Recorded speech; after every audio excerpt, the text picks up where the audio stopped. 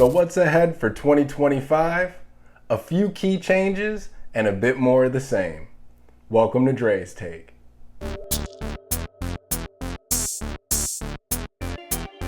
This week, Fannie Mae's Economic Strategic Research Group released their commentary for December in regards to the 2025 housing market, making 5 key predictions.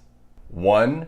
Mortgage rates are likely to stay unchanged, hovering just over 6% throughout the year. 2. Existing home sales will remain subdued near 30-year lows. 3. New construction will continue to be the bright shining star for would-be home buyers. 4. Home price appreciation is likely to slow.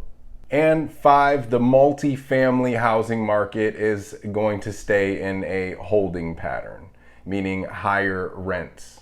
The affordability factor from 2024 seems likely to carry over to 2025 as the fight against inflation rages on, which has caused the Federal Reserve to kind of shift their tone in regards to Fed funds rate drops in 2025. They were all guns a-blazing in the middle of 2024 with their expectations for next year, and now they're pulling back on that with the recent readings on inflation. PCE and CPI numbers are coming in a bit hot and trending in the wrong direction. This is causing them to kind of pull back. There's also been an issuance of new government bonds into the marketplace. These two things are really coalescing to create the higher mortgage rate environment to remain persistent. For sellers, this means the rules of the game for 2024 are likely to stay the same heading into next year. Being reasonable and open-minded when entertaining offers and strategically pricing from the onset is going to make all the difference. Also, just taking the time to tighten things up. Curb appeal or whatever you can do to make a home more appealing or move-in ready is really going to make all the difference in how long a home sits.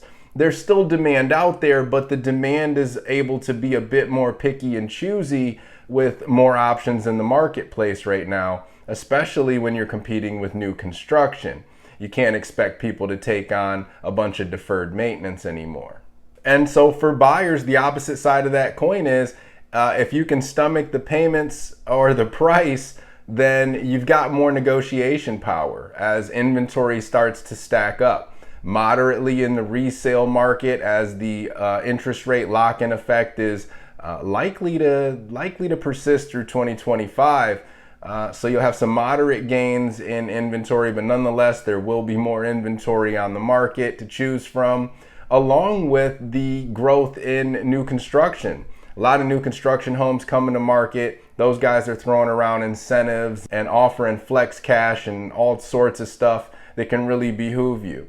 And so taking advantage of some of this flex cash opportunity from the builders or maybe some seller concessions on the resale side could really be used strategically to buy down interest rates, making your monthly payments a bit lower, or covering a ton of your upfront costs that makes it easier, more affordable to actually get into the home and then have the option to refinance later to bring down the payment. There's a couple different ways to skin the cat.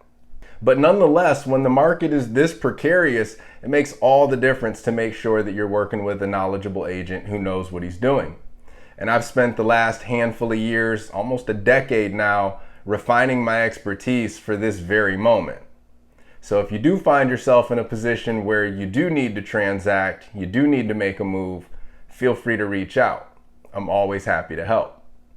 And until next week, that's Dre's Take. All right, y'all. Take care.